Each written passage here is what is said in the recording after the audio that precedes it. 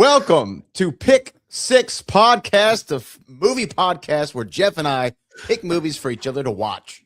And either they watch in entertainment and misery or somewhere in between. My name is the Boat Brad Gilmore, joined as always by the General Jeff Smith. Jeff, how art thou? What's the first person version of thou? Thou? I can't even talk. The third I think it's person. thou. I don't know. Yeah. But if I Thou was is referring to thou. myself, that was thou. I'm doing well. I just stuttered over my intro, but it's only uphill from here. It's been a while since we've recorded, so I'm a little off my game. Yeah, I hear you. You know, the last podcast we did was Life, which was a Brad pick. A great Brad pick, by the way. Yeah. So I enjoyed the Brad pick, and then we went back to the 80s for Lucas. So it's been a little bit. One word title with an L, but we're going back to Lucas. Yes. One word title with an L. And I'm just like, when I think about our podcasts that we've selected, so far, we do, it is probably to no shock of everybody. We do enjoy going back and visiting the 1980s. And I wanted to start here because I was listening to a man who recently has had a lot of opinions, and he's always been an opinionated guy, but that is the one and only Quentin Tarantino. And Tarantino was talking, I think it was either on Howard Stern or Joe Rogan. I don't remember where I saw the clip, but he was talking to one of those two guys. And he talked about how the movies in the 1980s were awful, right? This was his stance because they were over commercialized, and it wasn't the riskiness of the 1970s. He said the 70s were raw and authentic, and the 80s were like overly polished and what have you. But then when I think about the movies that we like, we hover in the 80s and 90s, right? We had Better Off Dead, we had Collision Course, Heathers, all took place in the 80s. Obviously, we spent a lot of time on Clue, which was 85. And then, of course, Back to the Future, which I love, is 85 as well. Fletch is 85. So we spent a lot of time in the 1980s. Do you agree with this sentiment from Mr. Tarantino? Yeah, I think the 80s movies all suck. I hate them all. They're all pieces of garbage. It could be when he was born. He is older than both of us. I'm sure nostalgia has a lot to do with it. 80s was, the Spielberg decade. So if you just look at the movies that were popular, if you look at E.T., if you look at even Lost Boys with the Coreys or Back to the Future, they do have more of a PG. The bigger movies were PG-13. The R's weren't as R as they were in the 70s. But I think as far as decades go, it's a personal taste, really. I don't really care when the movie is made. Yeah. Although I think there are some movies that you do take into consideration when they were made. And sometimes for me, like I'm a big fan of Creature from the Black Lagoon from the 50s. And I put a lot of this was made in the 50s when I watch it, because there is a cheesiness to it that if they made the exact same movie today, you'd go, oh, no. That's not right. But, I don't know. I think that's what he was going. I've read his book, where he talks about growing up in the movies, and most of his favorite movies are from the 70s. And that Cinema speculation. And sure. I mean, look, yes. Were the R-rated movies different from the 80s and the 70s? Absolutely. Because, in the 80s, you had Fast Times at Ridgemont High, would be like an R rating, right? And then in the 70s, you had Caligula. Like not even R-rated, yeah. A little bit different, edgy movies in those decades. And but you know what? So we're here to talk about Lucas, and this movie I had not heard of, and I'm surprised that I had not heard of it because I know Corey Haim, excuse me. The Coreys sometimes are interchangeable. They did a lot together. I know Corey Haim, Charlie Sheen, of course. I mean, the cast, when you look at Winona Ryder and Courtney Thorne-Smith, and I mean, there's so many people that you recognize off the top just from the credits. Jeremy Piven is in the movie. Yeah. So many people who I just recognized immediately, and I don't know how this one didn't land on my radar, but I could see how it's one of those movies that if you were a child of the 80s, you especially coming of age in the 80s, this was a movie that probably resonated with a whole lot of people. But then it just for whatever reason time wasn't kind to it, and it kind of faltered to the wayside. It was just one of those movies that came out in '86, and I don't know if it had much of a legacy thereafter. But I mean, it does for other reasons, but not so much for the film itself. But I found this film to be lovely. It was a lovely little movie. Okay. I think the biggest legacy that it's probably gained, and people that watch the movie don't realize that's what they're spoofing, is Not Another Teen Movie. Not Another Teen Movie does, of course, Breakfast Club, and it does more of the movies from the 90s as well. But they do have a football playing character that's small and gets severely injured. And then, of course, the whole ending of Not Another Teen Movie plays homage to the slow clap, which started in Lucas, probably maybe the best good legacy of Lucas, other than bringing us the lovely Winona Ryder, who is now, this is my second Winona Ryder movie. There must be a reason.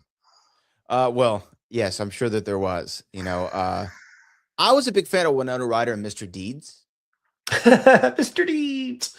I don't know if you liked Mr. Deeds. I don't know really where you sit on the Sandman, but I liked Mr. Deeds a lot. It got a lot of run in my house. And Winona Ryder, she was blonde in the movie for a little bit, like kind of like highlights. And I'm a big fan. Blonde is her actual hair color. Is it really? Yeah. So when we see her in Edward Scissorhands blonde, that's Winona Ryder. She dyed it black. Just like Elvis. Just like Elvis Presley. Elvis dyed his hair black. Yeah, you think I would have beat him in a fight? You think I could beat Elvis? He's dead, sir. Mr. President, as in respect to you, Elvis would have let you win, which is the best way of saying no. You would have kicked your ass. So okay, I don't know, where do we begin? Okay, let me ask you this: why did you choose Lucas? You actually nailed it very well, because I did grow up with this movie, and I did appreciate this movie because it is very different than the John Hughes movies, which is also why I appreciated Better Off Dead, but this is for a completely different reason.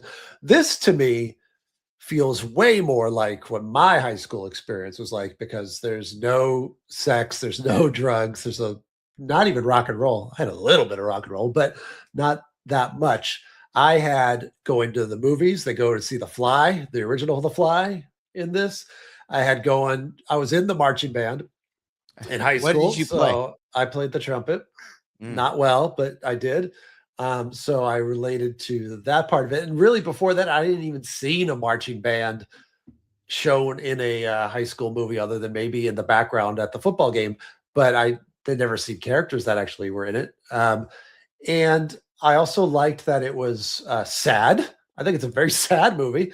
And I knew people at my school that reminded me a lot of Lucas. So I'm very torn. I don't know if I like Lucas as a character. I think I watched it again recently, and I hadn't seen it in several years.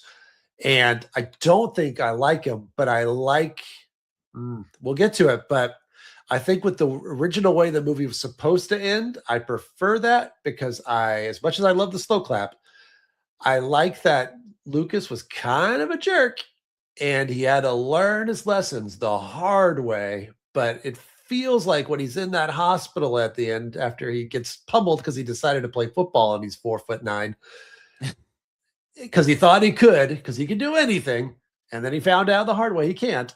It seemed like he was starting to learn, and then he gets rewarded for being stupid, and I'm not a fan of that. But that's why I liked it as much. I love the John Hughes movies, of course, and I love those high school movies, but I never went to a party like any of the parties that are in the John Hughes movies. I never drank alcohol or took drugs when I was in high school. So I relate more to the Lucas high school. Well, the unnamed high school.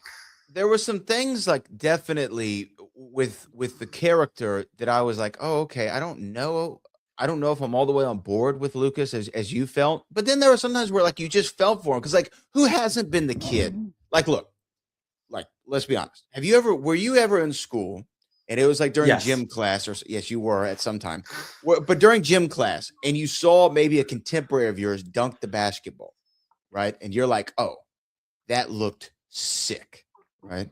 And then you look over and like it's in the middle of gym class, and all the girls are like kiki haha and pointing like, oh my god, did you see whomever just dunked the ball? And then you just in your head you talk yourself up, and you're like, I bet you I could dunk the basketball.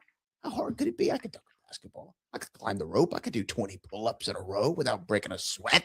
You know, I can hit the homer over the center field fence. We all have that fantasy of being the ultimate athlete because at that moment and juncture in time in our lives, the ultimate athlete is the one who gets all the rewards, right? They get the attention and the trophies and the recognition and this, that, and the head cheerleader, the Courtney Thorne Smiths of the world, right? That's who you get. So I actually related to the football scene so much because I actually did try to dunk a basketball and found out that the Wesley Snipes and Woody Harrelson movie was aptly named that white men can't jump. It was very difficult, very difficult. I was very impressed. The young man's name was Jamarcus, who actually was able to dunk the basketball. And Jamarcus was he was a freshman and he was on the varsity team. Right? That tells you how great. That's pretty good, Jamarcus. Jamarcus was the man.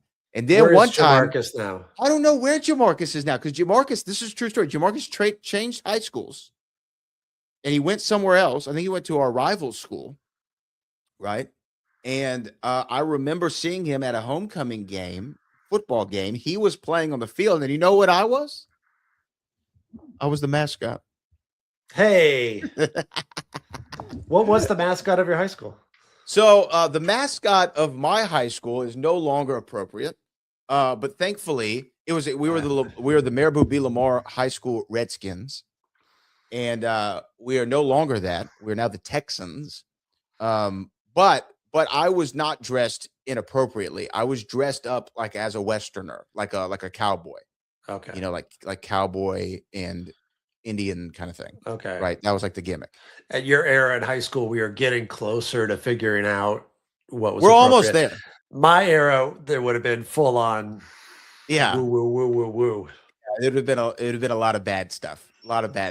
Yeah. You know, we were right there to where we almost did it.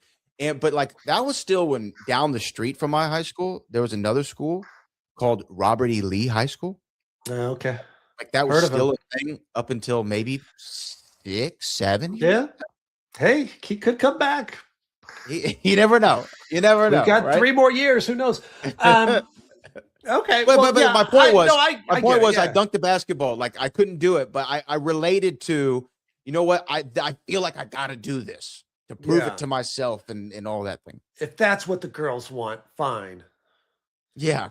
Hey, man, look, you do anything. No, absolutely. I get that. See, my version of that was not only wishing I could dunk it, but hating the guy that could and not understanding why all the cute girls were into that nonsense. When look at me, I could quote Breakfast Club from beginning to end. Isn't that appealing, ladies?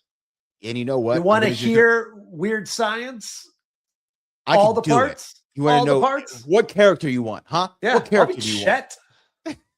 I can be Chet. Okay, you want Chet? I'll give you Chet. Yeah. Name the scene. Sure. You know, it's funny too. I need to correct the record because you just jogged my memory. Jamarcus, that was in middle school. We were at Lanier and he went to Pershing. They were the Pershing Pandas, and we are the Sidney Lanier Middle School Purple Pups. So I was actually in a dog costume. Purple Pups. Oh yeah, what a terrorizing mascot, right? Frightening. Like not even a full, bulldogs. The bulldog. Yeah. Eventually a bulldog. But right now it's his baby. But we were the Purple Pups versus the Pershing Pandas. It's not really intimidating. I don't know why purple. Just for alliteration? I don't know. That was the school color. Was purple. Yeah, but that's a given. We were the pups by itself, it seemed. The pups was bad enough. The Lanier Pups, and then we were and I think that school changed its name too. I guess Sidney Lanier was something out of shame. No. They're still the Purple Pups, but they went from Sidney Lanier to Bob Lanier. Go figure. Transition?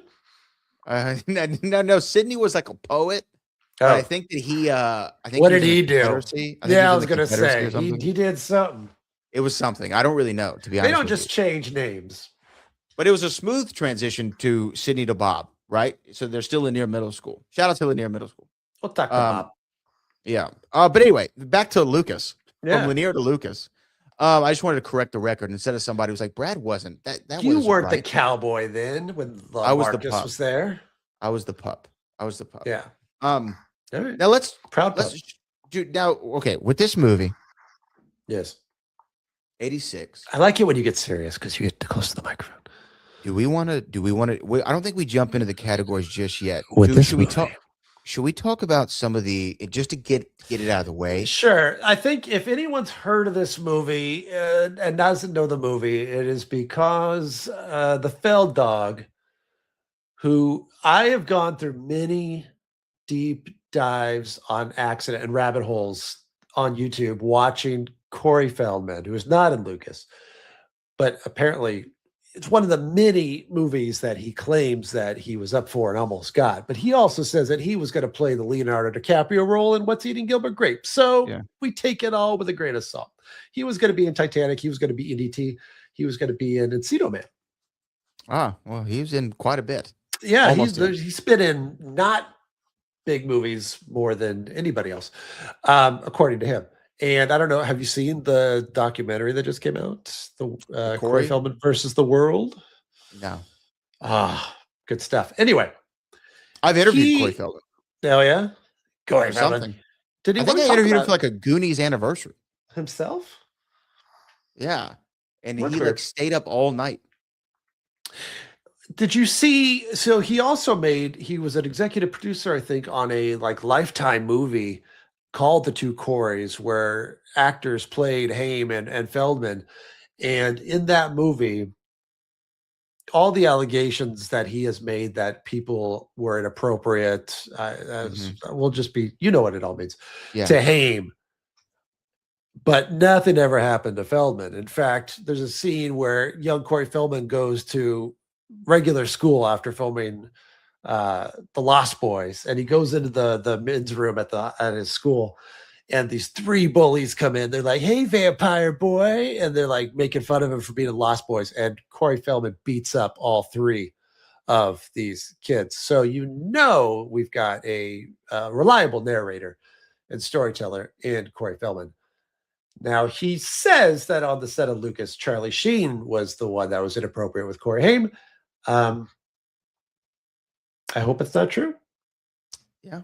But that's what people tend to know about Lucas. So we'll just, it's the thing. It's safe to say that, and that guy almost goes without saying, but Charlie Sheen has denied the entire story in its totality. And Charlie Sheen has admitted to a lot of stuff, especially recently. Yeah, his documentary and his book. He admitted to quite a bit. I mean, this would be pretty bad because I think Haim was 13 or something like that time. So it would be really up there. But I don't know. I don't know how. And to be honest with you, like this is one of the stories, and this is not like us trying to step around it, but like I do not know much about it intimately other than the allegation and the denial. Right. And I haven't really looked into if there's been any evidence, if there was any investigation. I don't think that there was. I don't think there has been, but I don't know that. So it's better if two people who aren't really informed on an issue, we just don't really talk about it. Yeah. Because we don't know much more than what we have shared with you. I would rather talk about how I think Charlie Sheen is totally miscast in this movie and shouldn't even be playing the part of Cappy anyway. Okay. Well, okay. Look, okay. Should we get into categories and then we can talk about that? Or do we? Okay, let's jump into categories. Why don't you kick us off? Since this is your movie, you guide the ship.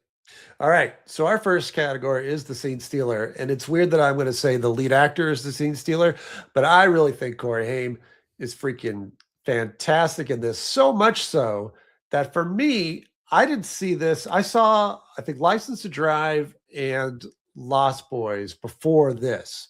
And maybe I did see Lucas, but the Clark Kent disguise worked for me because I did not put two and two together that was the two Coreys, Corey Haim. I just thought it was some kid. So as weird as that seems, I didn't make the connection because his performance was so different. He wasn't trying to be cool or cocky, or it was a little cocky, but he wasn't. It was just a totally different performance. So kudos to Haim. I didn't know it was him. I saw Lucas. I will tell you this: in the opening, so look, I didn't know anything about the movie. I knew that Corey Haim was in it. Didn't know what part he played. Didn't know if he was Lucas. Didn't know if he was a side character. I didn't know anything.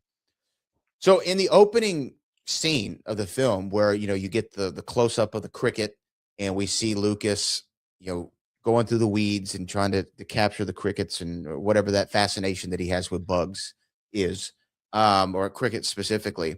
I still didn't know that was Corey Haim. It took me a second into the movie to go, oh, okay, yeah. There he is. That's Corey Haim. Oh, okay, Yeah. cool. So sometimes kids, the glasses do work as a great distraction. You know what else I loved about him though is the fact, and I ended up looking this up afterward, but the fact that his clothing always seemed very ill-fitting. Yeah, like he was either oversized or undersized a little bit. And I was like, that had to be a very specific choice. And it turns out that it was from the casting or from the costume designer. They wanted him to look, I guess, out of place. Yeah, I believe that because when I mentioned that Lucas kind of reminds me of kids that I went to school with, they were the outcasty kind of kids that also their clothes were either dirty or they were hand-me-downs from older, or they were, poor or whatever. So their clothes were always, there's something off about them all the time. And I think that really helps capture. I mean, he's got that weird bucket hat that he wears when he's out there collecting his bugs.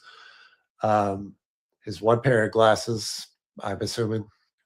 I promise you, if we were to plug in to ChatGPT, show me a nerdy bug collector teenager, it would literally generate that image. Right. But going again that, mentioning that it's different than the other movies of the 80s, he was a very different kind of nerd character. He wasn't like the ones that are in 60 Candles or Weird Science, or even like the nerds that pop up on Saved by the Bell, where they're like, Skolnick and Lambda. He was just he was a weird kid and much more realistic to the kind of nerds that the quote unquote nerds that I went to school with, where they just were odd, or they could be inappropriately confident, or thinking that they were hot stuff, or friends with everybody, or liars. And Lucas is all this. Yeah. No, yeah, he was not, he was not the prototypical 1980s nerd by any stretch. Who was it who we just lost? Who was in Revenge of the Nerds? Oh, Robert Carradine. Yeah, shout out to Robert Carradine. I knew him as the dad on Lizzie McGuire first. Which, by the way, Hilary Duff, aging well. She looks great. Are you a Hilary Duff fan? I'm going to say no, only because I'm too old to be, and I have a problem with actresses when I've seen them grow up. Not if you grew up with them, though. No, that's totally different. Winona Ryder, yeah. That's totally different, yeah. We all age together, and Winona Ryder is older than me, technically. So, but like when people... What's the technicality on that? I don't understand. Technically, I don't know. It's technical. I don't know. She shouldn't be. She doesn't look older than me. That's what I mean. I feel like I'm older than Winona Ryder. Okay, I got you. Just by chronological. But like when people say, Millie Bobby Brown, I go, no. Yeah. That's I know her too little. Even Christina Ricci, which is closer to my age, she was so young when she came up that's just... Yeah, it's not weird for me. Hermione, no, can't do it. Yeah, there's a couple of them I can't get on board with, but Hermione, I think we grew up together. Together. See, I saw Alyssa Milano be very young, and nothing wrong with that. She's gorgeous now, but I also liked her then. But I was that age too. Okay. Thanks for clearing it up. Thanks for clearing it up. All right, he's my It's kind of on. Corey Feldman would have a field day with this. So Jeff's going to be at the Chuckle Hut this weekend, ladies and gentlemen. Let me tell you, what is his deal? new hour? His new special is called the Epstein Hour. Go ahead. I have nothing to say about that. So anyway, scene stealer, Corey Haim. Yeah, no, Corey's he's really good. And you know what? After this movie, tell me if there's a hot take. After watching this movie, I think this is Corey Haim's best performance. Well, you know, Roger Ebert, who loved this movie, if you look at the review of Lucas, he thought it was one of the 10 best movies of 86. And he made a comment that he really liked Corey Haim and said something to the effect of he wasn't like an annoying kid, and he's going to be one of these actors that when he grows up, he's not going to fall into those former child actor tropes, which is very sad to hear now because we all know he passed away at 38, I think. And didn't go well. Yeah. He Corey Haim, he passed away in what, the mid 2000s? 2010. So early 2010s. I remember on A&E there was a show I think called The Two Coreys. Oh, the reality show, yeah. And they did a reality show of the both of them. Mm-hmm. And Corey Haim looked rough then. He did. Rough. That was a weird show because the first season seemed like it was just an improv. It was kind of cheesy, funny. If you look at, they're probably on YouTube. Season 1 of The Two Coreys it's like silly, like, oh, look, we're old and we're doing this. And Corey Feldman's now ex-wife, but wife at the time hates him. And then the second season was when they got they decided to be all gritty and have moments where they yell at each other and confront each other, and it's very sad. Yeah, for sure. That show, that was when they were still trying to figure out reality TV a little bit. Do you know what I mean? Yeah. Well, I don't know. It was like it wasn't the Osbournes, that's for sure. Osbournes, they were kind of weird, but they were like the Addams Family. They was just kind of funny, weird. But this around the time I actually went to a horror convention in California around right before, and Corey Haim was there at a table doing a signing, and he was all by himself in this dealer room. Nobody was going up to him. And I saw him from a distance, and I'm like, oh my gosh, Corey Haim. I should go up to him. I feel bad that he's by himself, but he did not look great. So I did not. Oh man. Feel bad, but he was like, even just in the room, he was kind of like, he was by himself, slunched over, leaning on the table. It's a rough day. And it was not that long. It's like a Fangoria convention. So I'm going to say whatever that was right before March 10th, 2010. Tough. We'll have more on Corey Haim, obviously, through the podcast. But Jeff, what's your next category? Next category we have is best cameo. And I'll say it's not a cameo, but Winona Ryder's very good in this too. Okay. To go back to Winona Ryder as Rena, she only has like a few scenes, but I think she's very natural, and she is fantastic. But then you got to mention Jeremy Piven as well. That was my pick. Is like got 2 scenes, and he's being very Jeremy Piven, and you can see that receding hairline going even back then before the Ari Gold transplant. And this was I didn't know this movie was filmed in Chicago, but if it was Chicago back in the 80s, and Piven was there, usually with Cusack, but this was, I think, Piven's first movie, and he's funny, and he's plays Spike, one of the jocks. Great and name. He has a funny moment where he imitates the movie The Fly, where she goes, "Help me, help me, help me." Jeremy Piven, who's actually, I think his mother is a big acting coach or teacher. Yeah, I think that's where like Tim Robbins and Cusack and all them met in that little group. Yeah. But he is really natural on camera. He just is. I like Piven, everything he's been in, he's really PCU? Good. So, let me ask you this. I'm gonna ask you to give me the 3. Like you have to F, marry, kill these performances. Okay, which one do you want to? Are good for a one night? Will you want to be married to, and which one could you get rid of? Okay, so here are the 3 Piven performances where he plays the character of George in Seinfeld. Okay, a Larry Sanders Show, and then Ari Gold. Okay, which one am I going to F? Which one is like, oh, this is like when I say this is just fun. This is fun. This is fun, Mary Kill. Which one are you gonna fun? I'm gonna marry his character from Larry Sanders Show because I love Larry Sanders Show. Such a great and show. He's very good in it. Everybody's good on that show. And because I think I don't want to hang out with Ari too much. So I'll just F Ari. You'll fun him. Well, fun. I'll fun the heck out of him. And then I'll kill who's the other one? Oh, yeah, kill his George. His George wasn't that great. It wasn't it was, I think anybody could have done what he did as George. She gave him a massage. It was touching and rubbing. Yeah. So was it true? Because in the opening credits I had, it was credited as Winona Ryder. I read somewhere that she was originally Winona Horowitz.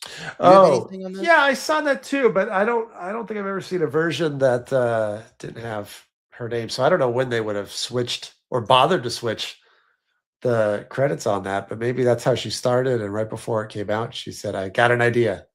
Well, the version on Freebie.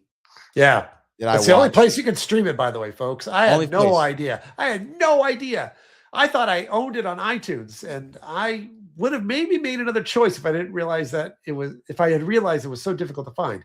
Freebie. I had to download Freebie and then watch it on Freebie. Worried the whole time ads were going to pop up. I didn't have ads. Did you have ads? I didn't have ads. Okay, I didn't either, but I thought for sure this is going to be like a Tubi or a thing where like it's going to, because there's no sign in, there's no sign up. No, it's really Freebie. It's really Freebie. Who's making money on Freebie, but it's not the crew from Lucas. Yeah, very strange. So I have Piven. Piven's my cameo king. I really thought he was great. That's more of a cameo than Winona Ryder. Oh, Winona Ryder's awesome as well. But yeah. What's your next category? What's the next? Great Scott. Oh, favorite scene. And I'm torn. I too, yeah. Go ahead. Because the most famous scene of this movie is the slow clap at the end. Yes. So as a scene by itself, I like it. As a scene for the movie as a whole, I do not like it. Because originally he was supposed to walk away by himself, right? It ended at the hospital. Oh, it ended and that scene is there where Maggie comes visit him at the hospital, and he realizes that was dumb what he did. Right. And he asks, we'll get to it, but it's one of my favorite lines where he asks when she comes in, did we win? And she says, no. And I think that line is the entire movie. He thinks even for a second, did we win? Did it work? And Maggie's like, no, you silly goose. You didn't win. You got your butt kicked. So that's Lucas to me. No. Could the movie have ended right there at that line? Yeah. No. Da, da, da, da, da. Yeah. Bum, bum, bum, ba, da, da, da, da, da. So that's the way it originally ended. But test audiences are like, that's a bummer. So they went back 6 months later and filmed the slow clap scene where he walks to school, looks nervous, and they give him a Letterman jacket for playing one game and getting almost killed, where they picked on this kid for all his life. And then it took him going to the hospital, almost being dead, for them to go, hey, we might have gone too far. Do we have a jacket? Do we have a jacket lying around? It's going to be too big. Just put it in his locker. Put it in his locker. If he comes back, he'll get it. If he dies, then we'll get it out. So I think he was like hero for the day, but I think when we get to what happens after Lucas, I don't think it gets any better for Lucas after this. I think it's the reason why I think Lucas is sad and real. I don't think he's like now the hero of the school because he almost got killed being a fool in a game they didn't win and had no stakes. So I'll say that I like the scene, but then my other favorite scene would just be when he first goes out on the field to play in the game. He puts him in, the coach, who I think is great also, puts him in, and he won't put on his helmet. Lucas is standing there without his helmet. And I don't remember if I clocked it way back when I saw it, but I certainly watching it on Freebie, like, oh, you're going to get really hurt. You're not putting your helmet on. And so that became my favorite scene because I'm watching him not be victorious, and he has no right to be. And I'm glad the movie had the footballs to do that and not suddenly make him a hero all of a sudden when he had no business being out there in the first place. It was a bad idea. And he sold himself out for a girl trying to do something she would like, and he almost died for it. But again, Jeff, come on, man. Again, this is also a 50-year-old person looking back going, you dumb, silly rabbit. Jeff. Look. And also, I have no heart anymore. I don't want people's affection or attention anymore. You're a cynic. You're a bit of a cynic. Big time. Big cynic. I'm like the coach now. I'm the coach. I would have put him in too. Go ahead. See what happens. Look, I will tell you this. I will tell you this. I appreciated Lucas not putting his helmet on. I appreciated it. You know what we call that in the sports world? We call that irrational confidence. You know, and sometimes he is full of irrational confidence. Irrational confidence, okay? And then you need to almost die so you realize that shouldn't be something I do ever again. And he should wear a helmet for the rest of his life on the street. Well, he almost needed to, right? Yeah, he almost wore a casket. Well, wasn't the rumor, though, that Corey Haim took the hit a little too hard? Oh, I don't know. I hope so. No, I don't hope so. Maybe. I read that somewhere, that he took the hit. He actually took the hit a little too hard. He was a little guy. He was a little guy. And those pads were way too big. They weren't helping him. But to me, the ultimate scene in this movie is the end of the film and the slow clap, right? Because the slow clap is, I think, like the perfect visualization of communication, and we know exactly what they're saying without any words, right? It's like, I appreciate you, right? My famous phrase. I'm sorry, we almost killed you. We almost killed you. Yeah, you're a little bit tougher than I thought. That was too much. We'll go easy on you for a little bit. Then we'll forget because it's high school. They're not going to be friends with them. It's kind of like the Breakfast Club at the end where they say, you know, are going to be, when Anthony Michael Hall asks, are we all going to be friends on Monday? And Molly Ringwald says, no, I don't think so. And no, they weren't friends after that in the Breakfast Club. They might have, like, for a couple of weeks looked at each other and kind of gave a, what's up? Like a hee-haw? Like a but, yeah, maybe. But that's high school, man. Those clicks are strong. You don't break them. Here's my thing. How have you ever seen, Jeff, this is my question. Have you ever seen a show or a film series called Jackass? Yes. Right. And I never thought that I would actually say the sentence that I'm about to say. But I learned a great life lesson in Jackass. Okay. Which is, if you're going to be dumb, you got to be tough. Right? If you're going to be dumb, I agree with that. You got to be tough. Yeah. If you get knocked down, you better get back up. I'm not the sharpest knife in the drawer, but I know enough that if you're going to be dumb, you got to be tough.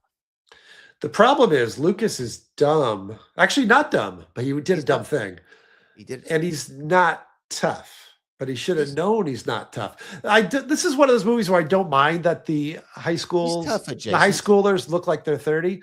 I think that's actually very appropriate because it's kind of like Grease. No, they really were like in their 40s. Yeah. But to me, it feels like, as I watched it again, this must be what it looks like to him through Lucas's eyes. That they all look like they're old enough to rent a car. Oh, that's 25 years. That's a fun artistic choice, though. Sure. Like if that was even though Charlie Sheen is miscast. Well, we'll get to Chuck. Well, okay. What's our next category? Because mine's the slow clap, by the way. Mine is the slow clap. Best shot fired, which is just a scene or a shot you like. There's not a lot in here. There's not a lot of cinematography, but there's a cool night scene on the road. Oh yeah, okay. That's true. It shows like the high grass or all that. And I think when they find the bug after the movie and they're looking at it through the headlights on the road, it's kind of cool. I like those night headlight kind of movies. And that's good. Yeah, not a lot of it's not known for its cinematic flair as Lucas. No, just not that kind of movie. That'd be weird if all of a sudden, big old crane came down and showed him dead on the football field. So what do we have next? Dialogue, baby. Best line o dialogue. Okay, go ahead. Was it I'm looking through my notes here. If you're so depressed, why are you eating pizza? Yeah, So Chuck Sheen comes over to hang out instead of going to the dance. Oh, that's a good shot too. The When dance is a good freaking shot. Lucas is in his bad tux and his hair's all effed up and he's riding his bike all excited on the way to Maggie's house, and it's not going the way he wants. It's like I remember. Okay, this may be the only memory I have of it watching it as a kid, watching it with my mom.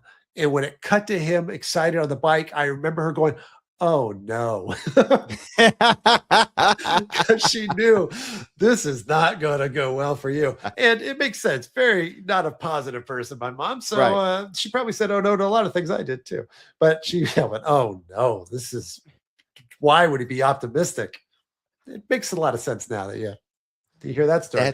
So that could be a good shot. But yes, so he's like, hey, I don't want to go to the dance. Courtney Thorne Smith broke up with me for the girl from Goonies, and we're going to go. We're not going to go to the dance, but we were thinking about maybe going to get some pizza. Why don't you come with us? And he says, yeah, pizza? If you're so depressed, why are you getting pizza? How come I did not put it together until just now? That's Carrie Green of Goonies? Yes. Yeah, that's Andy. What are you Andy, doing at the Andy bottom Carmichael. of a well? Yeah.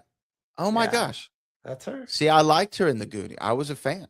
I 85, and then the next year, Lucas, and then but she had a Feldman Anaheim. Yeah, that's true. She went Feldman first, and then she rejected them both. She did. She did. Although she really rejected Sean Astin in Goonies. It was Martha Plimpton that rejected Mouth. True. That's true. His name's Mouth. You know, it's kind of disgusting. You can't really pick up a girl with that name. I have a Michael Jackson joke, but we've done too much of that kind of stuff. Yeah. But guess which kid Michael Jackson wanted to meet on the set of the Goonies? Oh, it wasn't Chunk. Chunk? It wasn't Chunk? No, it wasn't Chunk, wasn't Brand. It sure wasn't Steph. Was it Hey You Guys? It was Sloth. Sloth. Yeah, it was Sloth. He wanted to meet Sloth and the Fratellis. Yeah, he was a big fan. He wanted to meet Joey Pants. Anyway, I know. So for my favorite line of dialogue, it goes back to my appreciation of the fact that this movie had the marching band in it. And this is when Lucas is giving Maggie grief about wanting to be a cheerleader because it's superficial and that that's not what she should be about. And she says, because he thinks that going to football games and all that is a waste of time. And Maggie says, well, you're the band, aren't you? And Lucas says, yeah. And she goes, so the band goes to the football games. And Lucas says, well, totally different. Why? Because the band does not have fun there. And she says, so why do you do it? He goes, I don't know. And I can relate to that from having to play at the high school football games. It is not fun for the band to be there. So, or at least it wasn't for me. So that I thought was a very honest look at what the only people that are miserable at the football game in high school, not the players because they're having fun, not the parents because they're watching their kids, and anybody else that's there is doing it voluntarily. The only people that are there not on their own free will is the marching band. Especially a bad marching band like ours was. Yeah. Well, I don't. I heard they had a good. What'd you say? Clarinet, trumpet. And that's not true. There were only 3 of us, and I was third trumpet, and that was fine with me because it was the easiest part. And every once in a while, the director, when he'd get mad, he'd make us try out, like right there in the practice. Go, you play this, you play this, you play this. And if you played it better than the one that sat ahead of you, they'd go, you're first chair now. And once I accidentally played "Get Back" by the Beatles better than the girl who was first trumpet because she had never heard the song before, and I knew it. So I didn't do it from reading the music. I just knew it because I knew the song as far as the rhythm and everything. And all of a sudden I was first chair. I'm like, well, this will not do because the notes are high and you kind of have to stand in front of everybody and make it a big deal. And I kind of wanted to blend. So next chance I got, I think I actually just come back. He'll forget he did this. He'll forget. So I went back to 3. Yeah. I was fine. I was fine with 3. So anyway, that's my line from Lucas. The band does not have fun at the football game. But also him asking, did we win at the end? And her saying, no, you goose. That's a good one too. Is good too, because that's the movie. Next up is the props. Tough. Letterman jacket, I guess. The oversized Letterman jacket. Yeah. Oversized Letterman jacket. Yeah. For sure. Not the hot cream. No. Not the hot cream that they put on poor Lucas's junk. That's a very 80s moment too. Very 80s moment, and also very 80s that they use the F word, the 3-letter F word, so flippantly. Yes. Like, oh, it's like Bill and Ted or Teen Wolf or any of those movies that you go, oh, we used to do that. Yeah. It was one of those things. Back when Redskins were a fine mascot for a football team. Yeah. I mean, it's a product of its time. You know, you got to accept it as that. So there's not really a lot of props in Lucas that make you go, I mean, I don't know. You want a bug? You want I'll take this. I'll take the frames. You know what I mean? The eyeglasses, the specs. Yeah, the broken ones at the end. Yeah, of course. That'd be cool on the wall. I'll take his lawnmower, his riding lawnmower in the house that's not his. I like it. Lucas, you liar. Plot hole. Was there one? Like, was there an obvious plot hole? They never would have let him play in that game. That's the only thing. I think as funny as I think that the football coach is like, go ahead, play. They knew he was gonna. Well, I think they let the poor little 90-pound kid go and thought, oh, he might trip or something, and then he almost died. So there's a lawsuit if his parents were really lawyers, which they're not, and if his dad came out of the trailer, which he doesn't. I do think schools have immunity. Oh, so for sports? I bet there was a waiver that the kids had to sign, but I bet Lucas didn't sign it. It's true. They could have gone around the waiver. You never know. Yeah. Could have been a good lawsuit. Yeah, but other than that, I mean, that's more of a suspension of disbelief. Yeah. We got to allow our minds to think that we'll allow movie things to happen. Yeah, it's a big plot point. I think it would have been more of a suspension of disbelief if like Maggie ended up with Lucas or Lucas ends up with anybody. That's the thing. Even as high school goes on, which is why I also think this movie's kind of sad, he's going to have to get over Maggie, because even if she breaks up with Cappy when she realizes he has no personality, then she's going to just go out with another one of those 30-year-old looking football players. It's never going to be Lucas. And he's going to, like, in 10 years, get invited to her wedding. And he's going to decide if he's going to go or not, because he's going to watch the girl he first loved go to. I'm not talking about anything that happened to me, but he's going to just watch her go down the aisle. And then he's going to say, you know, I can't do that. I'm not going. And then she ends up not having social media. So she has no idea where she ended up. And then he just lives life wondering where she went. Again, not me. Not specific to you. But Lucas 2. Yeah, Luke 2. That's what we called it. That was the working title, Luke 2. Luke 2. What happened? 2, chapter 2, verse 2. What was your I'm glad that we didn't have a prom scene in this movie, by the way. No prom, no party. No prom, no party. I was a big no prom guy, because I mean it was good. I mean, I went to the prom. Prom was cool, I guess. But you know, do you think I went to the prom? I'm gonna make a bet on this one that you. I was I was the queen of the prom. I don't know. No, I did not go to the proms. So that's why I said at the beginning that this felt more like high school to me, because there wasn't a lot of social outside of school activity other than like going to friends' houses. That's what I did. I for extra credit made a movie version of Invisible Man. And that's what we did at after school. And guess who played all the parts? The kids in the marching band. Well, they sound like they would. Now I told them to, the nerds. I mean, well, okay. Let me ask you this. So I already said that I went to the prom, so I went to a prom. Okay. Yes. But here's an interesting wrinkle. I asked out no one to the prom. You just went. No. I was asked out.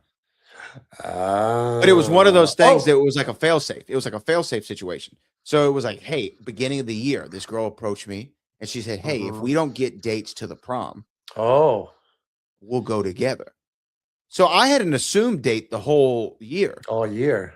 And so to me, I was like, wait a minute. I like this assumed date. I don't want to mess this up. I had a sure thing. Yeah. Is that when Harry Met Sally? It's 80s. You had it When Harry Met Sally. If we don't have a date for New Year's, right? I had it When Harry Met Sally. Right. Except now, did you like this girl too? I did. Okay. I was a fan. See, I had forgotten. You triggered something in me now. I also was asked to go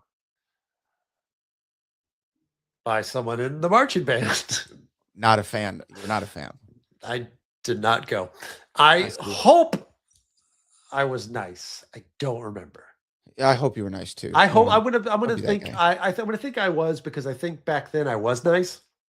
So I mean, I've outgrown that completely, but I think at the time I would have come up with, I'm working, because I was working in my senior year, so that I could have come up with something. I hope. What was your job senior year? I worked at Disneyland. I was speaking of mascots. Yeah, I worked at the character department at Disneyland. I started that when I was 17, my senior year. And you were there a while. I was there many summers. Yeah, for that summer job. Yeah, that's awesome. What's our next category? Let's go to what happens next. So next day. The Marty stuff's got to be done about your kids award. Yeah, Marty's got to be. Yeah, unfortunately, I don't have your cool, clever names written down, but that's what it is. Marty, something's about to have kids. What happens when the DeLorean leaves the driveway? Mm-hmm. I've kind of already alluded to the fact that I think it's all depression and sad, and he goes back to his dirty life. At least he's got the cool kid with the video camera that runs around. That kid I like. That kid is kind of like confident. He's like, every 80s movie didn't need a fat kid.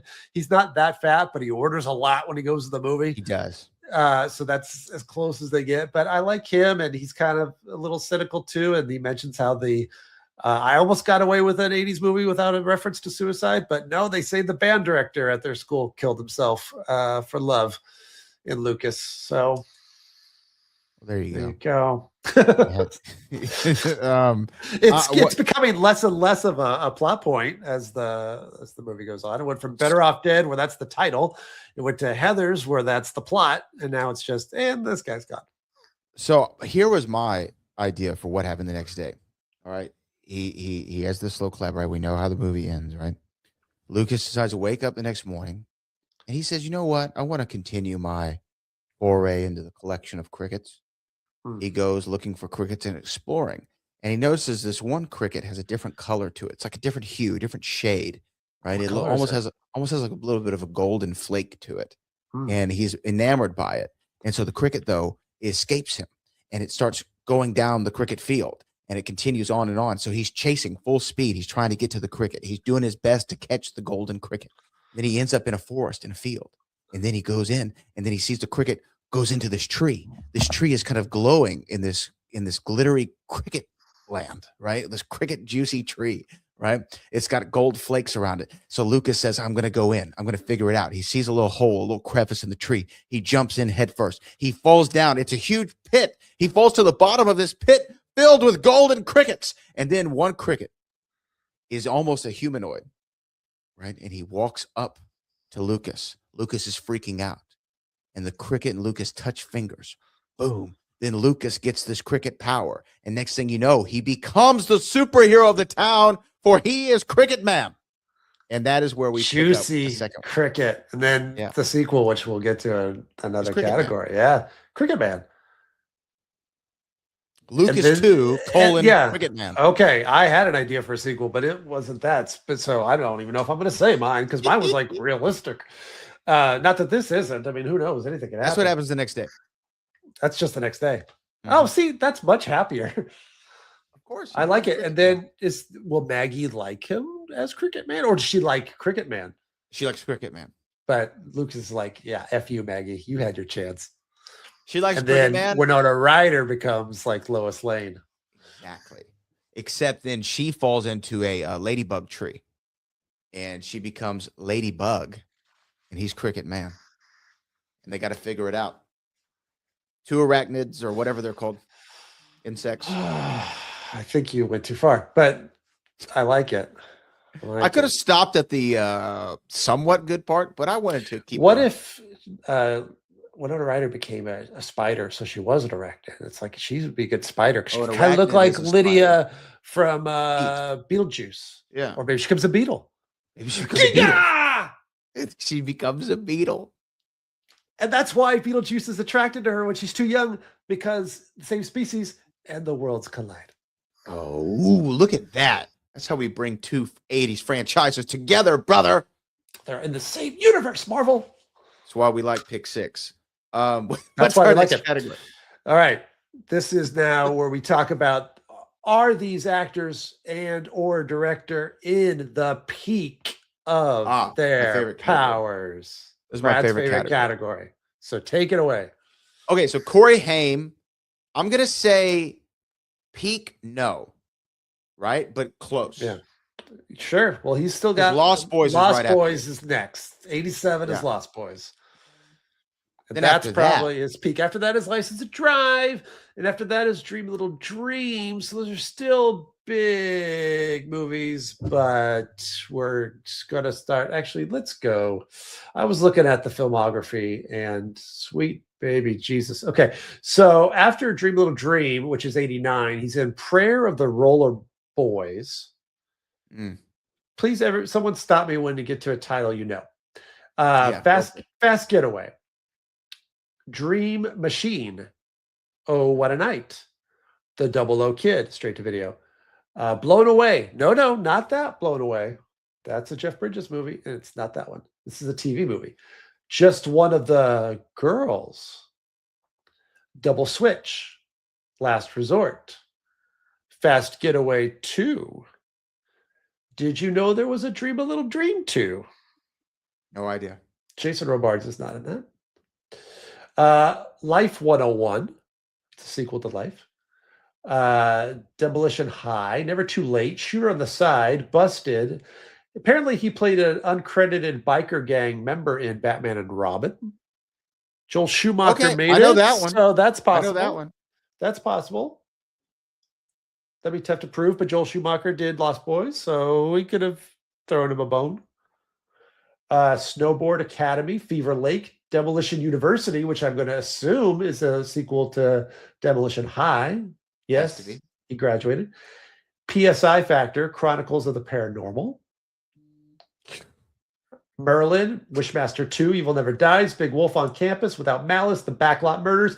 He has a cameo as himself in Dickie Roberts' former child star. That movie I've seen. Starring Spade.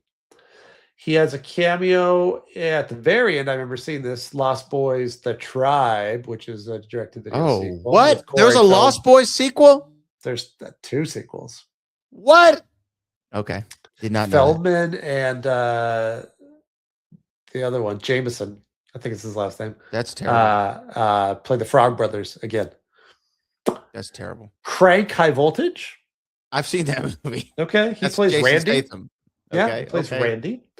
Shark City, Trade in the Hostage Game, New Terminal Hotel, Decisions, The Dead Sea. And the last one was called Universal Groove in 2024, which is long after he passed away. So I'm not sure how that happened. That must have been sitting on a shelf for a while. Yeah. How did that happen? There's got to be trivia on that one. That's a tough one. Filmed in 1989. Okay. Okay. Well, it's probably really good that they waited till 2024 for that to come out. 25 years. Peak of their powers definitely then the next year for Corey. Yeah, absolutely. Winona Ryder, definitely not the peak of her power. She was just started. Chuck Sheen was later that year in Platoon. Well, let me ask you. Yeah. Charlie Sheen's a tough one to know, right? Because I feel like I don't know if Platoon's his peak. No, I don't think that's his peak either. But I'm saying he took a pretty good jump. And at the same time he was doing Lucas is when he filmed his one scene in Ferris Bueller's Day Off, which I think he's very well cast for. That is the movie he should have done in 86. And he's good at Platoon as well. But yeah, then he kind of, he's Wall Street and then like Hot Shots, and I think he did 8 Men Out. He did Young Guns. Yeah, he did Major League. Ooh, Major League. Yeah, sure. So movie peak way coming, and then I would guess that 2.5 Men is like TV peak. I almost wonder if so what's more peak? Like that run of like, I'm gonna say from Ferris Bueller's to Money Talks. All the movies he did in that. Is that a bigger peak, or is Two and a Half Men a bigger peak? I think more people probably watch. I did not watch Two and a Half Men, so I don't. I just know that he was paid a lot. So, and it was a very popular show, so a lot of people watched it. So I think he was very well seen then. But in the 90s, he was doing, even like Three Musketeers with Tim Curry of Clue. He was in the Scary Movies in the 2000s. And he was on Spin City. He replaced Michael J. Fox. I would say I think that his peak is Two and a Half Men, because then all the craziness happened, and then he was even kind of more famous at that point for the craziness. Yeah. Peak of his powers, though, I think it's Two and a Half Men. I really do. It's hard though. It's hard with him. He's a tough one. Winona Ryder, definitely not. Gary Cole was in this movie for a moment, so definitely not. No. Jeremy Piven, definitely not. Courtney Thorne-Smith, no. No, she had 90210 coming up. I mean, Melrose Place, rather. Yeah, the only established actor was Haim, really, and he was still on his way up. Yeah. And then the director and the writer, David Seltzer, he had written The Omen before this. So that's great. And then he was the writer and director of Punchline, which I think is an underrated Tom Hanks. Oh, right. It's the stand-up comedy movie. Damon Wayans is in that. Yeah, that's the weird one where Tom Hanks and Sally Field kind of have a weird romance. John Goodman is in that, and then she plays his mom in Gump. And he also did Bird on a Wire. He wrote Bird on a Wire. I like that movie. And he did Shining Through, which was a Michael Douglas, Melanie Griffith movie. Did not see that one. Where I think Melanie Griffith showed the goods. Okay. There you go. Everybody. Hey, everybody. Well, let's wrap up our last couple categories here. I'm getting buzzed for my assistance is needed somewhere else, but let's continue. Well, is this true? I saw that John Cusack was originally supposed to be the Chuck Sheen role. I don't see that either, but better or worse? He looked like a football player. He didn't. So I'm going to say worse, but Charlie Sheen, he bothered me in it maybe because I thought, why is Andy from Goonies going after Chuck Sheen? He's not appealing. He takes his shirt off when she's got to wash his shirt because he doesn't know how to use a blender. And she's like, all impressed with him. He's not that great. Anyway. So your idea for the sequel is the Cricket Man movie. I came up with like a very weird idea where it's like a high school reunion way down the road. But the question was, do you recast Lucas? Can't do it without Haim. So I say, I do not. So it's 30 years later. So it's in the early 2000s because actually Lucas came out in March 86. 28th, I think, of March. So we're like right in the wheelhouse. The 40-year anniversary. So we'll make it. I don't know if anybody goes to a 40-year high school reunion. So we'll do 30. And actually, Lucas had become like a famous Bill Nye the Science Guy type host on TV, and then later to transition to the internet. And he ended up meeting this younger than him documentary maker who wanted to make a documentary about his life. And he told her all these incredible stories that she didn't know if they were true or not. And then they even kind of got romantic. And then he died of cancer, not leukopenia, but a different kind of cancer. So when she knows that his reunion is coming up, she takes that as the opportunity. She wants to, after she's done mourning, she's going to go back and finish her documentary, but she wants to go back and meet all these people that he went to high school with to find out what is true. There's no way there was this football game. There's no way that all this happened. And there's no way that he kind of at times dismisses it like it was a joke. They felt bad for me. They didn't really care about me. They gave me the jacket as a joke. And when she goes back, she finds out that no, they really did admire him. And actually, the Winona Ryder character has become a writer, and she writes a series of very popular books that are kind of like Harry Potter. But the character that's the Harry Potter character is based on Lucas. And she finds out that, this crazy sorcerer bug guy is what meant, because they never got together. So that's kind of how she describes how great he was. And she finds out that he was a big deal. And also his friend Ben has all those VHS tapes because he walked around filming everything. So that all gets used as well in the documentary, and it becomes slow clap. I like yours better. I like yours better. I like yours better than the Cricket Man. Although I went out on a limb. I went out on a limb. Yeah, I was boring and like, what could it really be? And I don't know. I actually like it too. And I thought, well, this doesn't have to be a sequel to Lucas. I could just write this about it. You could write that. That's actually a good one. That's actually a really good. I actually like that a lot. Yeah. That's a good plot line. See, look at you. Look at you. You should be a screenwriter. I think you should be a screenwriter. Has that do we I think we have one more category, or is that it? We have a few. That's how it could have happened, but how about this? Is our category where we say, like, if instead of it ending this way, Lucas dies. He dies on the field. Oh, that would be. That's the only other. That's really the only other thing. Yeah. And then they all feel really, really bad. Okay, I like it. And they slow clap at the funeral. Yeah, have to. Still do the slow clap. I don't know if you still want to do this category. You mentioned it once before. The best racehorse name. Oh man, depressed pizza. Depressed pizza. That's good. Leukoplakia is good. That's a good one. Or even Party Animal, because he does have a line where he says, she asks if he's still going to go to the dance. And he says, hey, I'm a party animal. So he goes to the dance, but we don't see it, right? We don't. Yeah. Yeah. Party Animal's good. I like Party Animal. Right. If you were to replace any of these characters with a Tim Meadows, Tim Curry, Tim Chalamet, Tim Robbins. Does Tim Chalamet seem too on the nose for Lucas? To play Lucas? Nah, he could be the indie Lucas. Yeah. Like the artsy Lucas. Yeah, that's what I came up with. Like he's collecting vinyls instead of crickets. You know? Yeah. If there was a song based on this movie, it could be called The Band Does Not Have Fun There. Or You Can't Ever Make Me Quit. Never. Oh, okay. Well, I will say, I recommend Lucas. I enjoyed this movie. It was. I think you ended up liking it more than I did watching it again. I know I sound like I'm angry at it, but I think it's because I had the feels and I felt a lot. It puts you back in a watching it again. So I don't know if I like Lucas the movie. I do like the movie. I think it's very brave for being very different, and I don't think it'd be made now because you'd be like, yeah, who's this main character? Who cares about him? Well, two things before we call it, because I'm going to get to my opinion here, but I just have a quick question for you.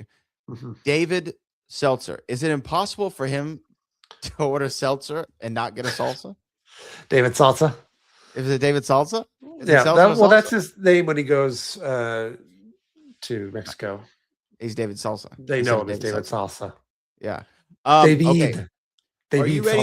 Are you ready for my pick for you? Oh yeah. So now it is your turn to give me the movie I have to watch. Is it one word title? No. Does it start with an L? No. All right. I'm not interested. So you're gonna hate me for this because we've discussed it before. And I was like, oh, okay, we could do this. And then I thought, you know what actually is a little bit more evil is to do this way. And that's why for my I'd like to point out, folks, real quick, I try to give Brad movies that I think he's going to like. I think you'll like this movie. It's one of my favorite movies. This is from the man who gave us Blue Crush. Yes. Is it called Blue Crush? Is it Blue Crush? No, Into the Blue. No, Into the Blue. What's Blue Crush? Blue Crush is another movie, right? Yeah, it's a shark movie. I think she gets her leg bitten off or something. Bikini movie, I think. Poster. Similar. I don't know if that's true. But I think it's this one. It's a bit of a. Oh, you're gonna hate me, but I have to do it. Your next pick is Rush Hour 2. Oh. Which means I think you're gonna have to watch Rush Hour first. I do. You've done Rush two Hour picks. 2 is the one I want to talk about. That's the real pick. Talk about Rush Hour 2. You see, you've outsmarted the system. That'd be like if I said you've never seen any of the Fast and Furious, and I say Fast X, and I got to watch them all. Go. Halloween 6. But this is just one 90-minute movie before the sequel, which is also 90 minutes. So, yeah, look, I'm not going to do a 2.5 hour. All right. Rush, I had a feeling. Wait, that is our next pick here on Pick Six. We'll try to get to it earlier than we did this one. For the General Jeff Smith, my name is the boat Brad Gilmore. This has been the Pick Six podcast, and we'll see you for Rush Hour 2.